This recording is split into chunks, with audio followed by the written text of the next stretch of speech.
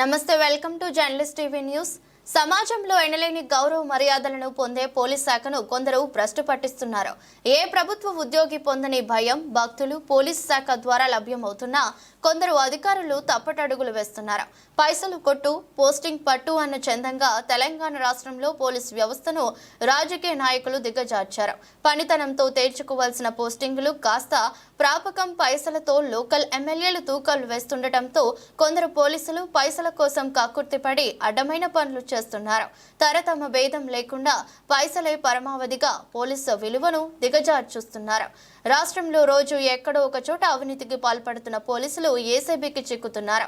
Police పవర్ను currency కట్టలకు తాకట్టు పెట్టి ప్రజలకు పోలీసులపై ఉన్న గౌరవాన్ని దిగజారుస్తున్నారు. రాష్ట్రంలో దిగజారిన పోలీసు విలువలపై journalist TV CEO Mareddy Nagender Reddy విశ్లేషణ. గతంలో పోలీస్ శాఖ అంటే ఒక ఎనలేని గౌరవం, భయం, భక్తులు ప్రతి వ్యక్తిలో ఉంటుండే. అది ఏ స్థాయి అధికారి కావచ్చు, ఏ స్థాయి నాయకుడైనా పోలీసులతో పెట్టుకుంటే చాలా చికాకు. మనం వాళ్ళతో స్నేహంగా ఉండాలి తప్ప వివాదాలతో వివాదాస్పదం చేసుకోవద్దంటూ ప్రతి ఒక్కరి మనసులో ఉంటుండే. కానీ ఆనాటి పోలీసింగ్ వ్యవస్థ కుప్పకూలిపోయి కేవలం పైసలు, కాంత ఈ రెండు తప్ప, కాసుల పేరుతో దంద, కాసుల వెనక మాటున కాంత, ఈ రెండు అంశాలు తప్ప మిగతా ఏ అంశాలు జరిగి కూడా ప్రస్తుత పోలీస్ శాఖ పోవట్లేదని కూడా కొన్ని ఘటనలు చూస్తే మనకు అర్థమవుతుంది. ఎందుకంటే పోలీసింగ్ అనేది సక్రమంగా లేకపోతే శాంతి భద్రతల విఘాతం కావచ్చు, లేదా ఇతరత్ర వ్యవస్థలన్నిటి కూడా కుప్పకూలిపోయే అవకాశం ఉంది. ఎందుకంటే దేశంలో కానీ రాష్ట్రంలో కానీ ఎక్కడైనా సరే ఒక పోలీస్ వ్యవస్థ కనుక పద్ధతి ప్రకారం ఉంటే ఆ ప్రాంతం ప్రశాంతంగా సుఖశాంతులతో కొనసాగుతున్నది గత చరిత్ర చెప్పిన అంశం. కానీ ప్రస్తుతం కొనసాగుతున్న చరిత్ర మాత్రం పోలీసు వ్యవస్థకు ఒక కలంకంగా మారిపోయారు ప్రస్తుతం ఉన్న అధికారులు. కేవలం వర్క్ మైండ్ అనే అంశాన్ని పక్కకు పెట్టి పైసలే పరమావధిగా అడుగులు వేస్తున్నారు. ఆ దిశగా పోలీస్ శాఖకు ఉన్న ప్రతిష్టను అబాస్పాలు చేస్తున్నారు. ఒక్కొక్కటి ఒక్కొక్క ప్రాంతాలలో ఒక్కొక్క తరహాలో ఘటనలు చోటు చేసుకున్నాయి. ప్రధానంగా తెలంగాణ రాష్ట్రం ఏర్పడిన తర్వాత పోలీసు వ్యవస్థ అంటే పోస్టింగ్ల కోసం, పైసల కోసం, కాంతల కోసం, ఈ మూడింటి మీదనే ముడిపడి ఉంది తప్ప అసలు పోలీస్ వ్యవస్థ దేనికి పనికిరాదు అనే నానుని నిజం చేసే ప్రయత్నం చేస్తున్నారు ప్రస్తుతం ఉన్న కొంతమంది అధికారులు. వాస్తవంగా పోలీసు వ్యవస్థ మిగిలిన వ్యవస్థలన్నిటి కూడా భిన్నమైనది. లా అండ్ ఆర్డర్ విషయాలలో నిక్కచ్చిగా, నిజాయితీగా తన పని తాను చేసుకుని పోతే పోలీసు వ్యవస్థకున్న విలువ ప్రపంచంలో ఎక్కడ దేనికి లేదు. కానీ ఆ విలువల్ని ఒలిచి రోడ్డున పడేసి తమ కుటుంబ అవసరాలు, తమ బాగు కోసం, తమ ఆర్థిక అభివృద్ధి కోసం బాటలు వేసుకుంటూ పోలీసు వ్యవస్థని కించపరిచే విధంగా వ్యవహరించడం నిజంగా కొంతమంది అధికారులకు సిగ్గుచేటు అనిపిస్తలేదో తెలియదు.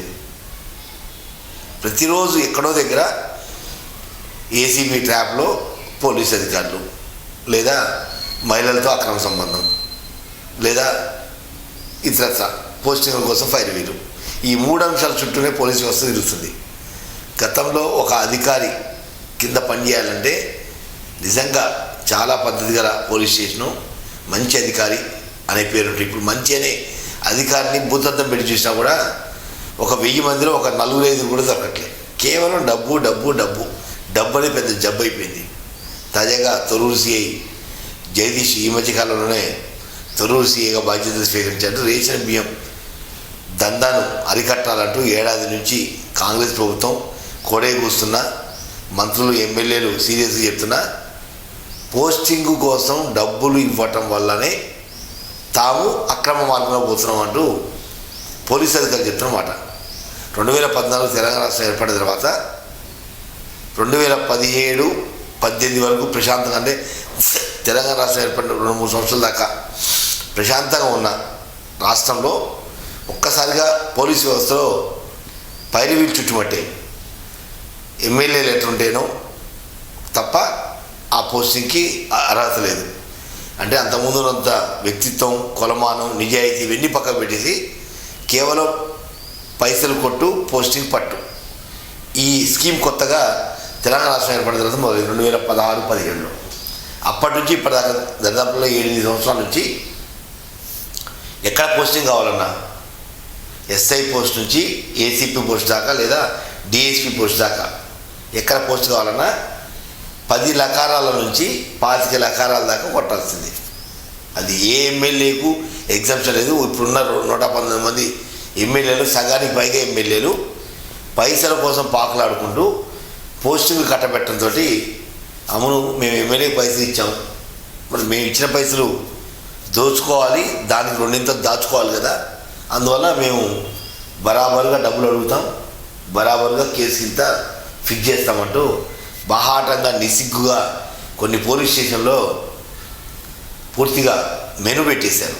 అంటే ఈ పలానా కేసుకి అయితే ఒక 10,000, పలానా కేసు అయితే ఒక 25,000, పలానా ఇష్యూ అయితే ఒక 50,000, ఇతరులతో కొట్టకుండా ఉంటే ఒక లెక్క, కొడితే ఒక లెక్క, ఇట్లా భాగాల వారీగా సెక్షన్ల వారీగా విడదీసి విస్తారమైన వ్యవస్థని అలవర్చే ప్రయత్నం చేశారు. ప్రతి గ్రామంలో ఒక 4-5 పోలీస్ శాఖ తాబేదారులుగా పెట్టుకొని వాళ్ళ ద్వారా ఫైరింగ్ చేసుకుంటూ వాళ్ళు వచ్చి పలానా కేసు సార్ మనది, నాది బాధ్యత అంటే అప్పుడు ఆ కేసు ముందుకు జరిగే పరిస్థితి వచ్చింది. అంటే ఆ సంబంధిత గ్రామస్థాయి నాయకులు ఇచ్చే లకారాలు డబ్బులు తమకు అనుకూలంగా మలుచుకుంటూ పాజిటివ్ ఇవ్వాలన్నా పోలీసు వ్యవస్థే, నెగిటివ్ ఇవ్వాలన్నా పోలీసు వ్యవస్థే. అవసరం లేని వాటిలలో కేసులు కట్టి న్యాయస్థానం దగ్గర నిందితులుగా నిలబడ్డ పోలీసులు కూడా మనం చూస్తున్నాం. అవసరం ఉండి కూడా కేసు నుంచి తప్పించే ప్రయత్నం చేస్తున్నారు మరికొందరు కాకరాయలు, కాసురాయలు. అంటే పోలీసు వ్యవస్థను తమ ఆదాయ వనరులకు ఒక మంచి మార్గంగా కొంతమంది పోలీసులు ఎంచుకున్నారని నిజంగా సిగ్గుపడాల్సిన అంశం పోలీస్ శాఖ. ఎందుకంటే ఉన్నతాధికారులు ఇప్పటికీ ప్రస్తుతం ఏసీపీ స్థాయి నుంచి లేదా డిఎస్పీ స్థాయి నుంచి ఆ పై ఉన్న అధికారులు కొంత పద్ధతిగా గతంలో ఎస్ఐలుగా, సిఎల్గా పనిచేసిన అనుభవంతో కొంత పద్ధతి దాటకుండా నర్మగర్భంగా తమ పని తాము చేసుకుని పోతున్నారు తప్ప ఇప్పుడున్న పోలీసు వ్యవస్థ ఎస్ఎల్సిఐలు బాహాటంగా పైసేమే పరమాత్మ, పైసేమే పోలీసింగ్ అనే సిస్టంలోకి వచ్చేసారు. మొత్తం రాష్ట్రంలో జరుగుతున్న ఈ ఏసీబీ దాడులలో ఎక్కువ శాతం పోలీసులే. ఏదైతే ఖమ్మం జిల్లాలో కావచ్చు, మహబూబాబాద్ జిల్లా కావచ్చు, వరంగల్ జిల్లా కావచ్చు, మహబూబ్నగర్ జిల్లా కావచ్చు, నల్గొండ జిల్లా కావచ్చు, ఎక్కడ చూసినా కాసులు కాంత ఈ 2 తప్ప పోలీస్ శాఖ గురించి చెప్పుకోదగ్గ ఒక మంచి పరిణామాలు ఉన్నాయంటే ఎక్కడో దగ్గర ఒక తునమోపనం అన్నట్టుగా ఒక కేసు ఇన్వెస్టిగేషన్. అసలు కేసు ఇన్వెస్టిగేషన్ అనేది కూడా పోలీసులు మర్చిపోయారు.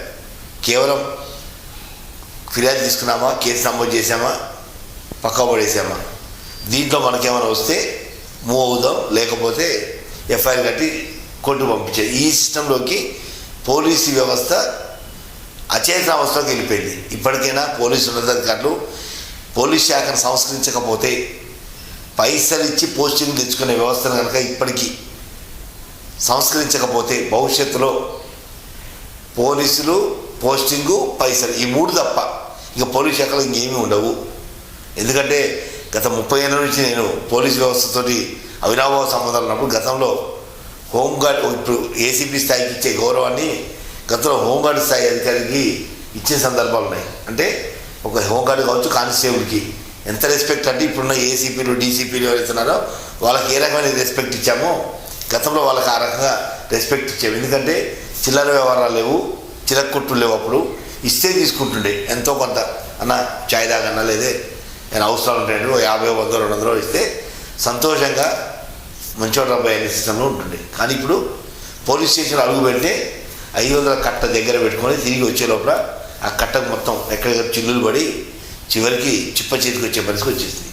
ప్రతి అడుగున అవినీతితోటి వేలుసుకుపోయిన పోలీస్ వ్యవస్థని ఇప్పటికైనా ఒక స్థాయి అధికారి నుంచి ఉన్నత స్థాయి అధికారి వరకు సంస్కరించకపోతే ఇంకా భవిష్యత్తులో పోలీస్ వ్యవస్థ దిగజారిపోయి వ్యవస్థకున్న ఒక బలాన్ని పైసల మాటన మూడగట్టే అవకాశం ఉంది. కాబట్టి కేవలం వర్క్ మైండ్ విషయాన్ని ఎక్స్పోజ్ చేసే విధంగా ఉన్నతాధికారులు ప్రత్యేకమైన శిక్షణ ఇవ్వడమా, కౌన్సిలింగ్ ఇవ్వడమా, వాస్తవంగా పోలీస్ శాఖలో వివిధ రకాల శిక్షణ ఇస్తారు తప్ప మానవీయ కోణంలో పైసల వెనక ఉన్న పరమార్థాలు, విపరీతార్థాలు వీటన్ని విషయంలో ఎప్పటికప్పుడు ప్రతి 3 నెలలకో 6 నెలలకో పోలీసులకు డివిజన్ వారిగానో లేకపోతే జిల్లాల వారిగానో ఒక అవేర్నెస్ క్లాస్ పెట్టి గతంలో అంటే ఒక ఇయర్ మొత్తం మీద రాష్ట్రంలో జరిగిన పోలీస్ శాఖలో అవినీతి అక్రమాలు జరిగినప్పుడు వాళ్ళ పడ్డ శిక్ష ఏంటి, వాళ్ళ ప్రస్తుత పరిస్థితి ఏంటి అనేది ఒక డాక్యుమెంటరీ రూపంలోనో లేకపోతే ఒక అవేర్నెస్ క్యాంపులు ఏర్పాటు చేసి వాళ్ళల్లో మరింత పరిణితి చెందే విధంగా, పరిపక్వత వచ్చే విధంగా ఆ విధంగా అవేర్నెస్ క్యాంపులు పెట్టాల్సిన బాధ్యత ఉన్నతాధికారిపై ఉంది. కేవలం డ్రిల్ చేయటమా లేకపోతే కేసులు డిస్పోజ్ చేయటమా ఈ రెండు కాకుండా ఒక మానవీయ కోణం, భవిష్యత్తులో పోలీస్ శాఖ ఎలా ఉండబోతుంది, ఇప్పుడు ప్రస్తుతం ఎలా ఉంది, మనం చేసే మంచి ఏంటి చెడు ఏంటి అనే విషయాలలో ఒక సంస్కారవంతమైన సంస్కరణ తీసుకొచ్చే విధంగా పోలీసు ఉన్నతాధికారులు అడుగులు వేయాల్సిన అవసరం ఎంతైనా ఉంది.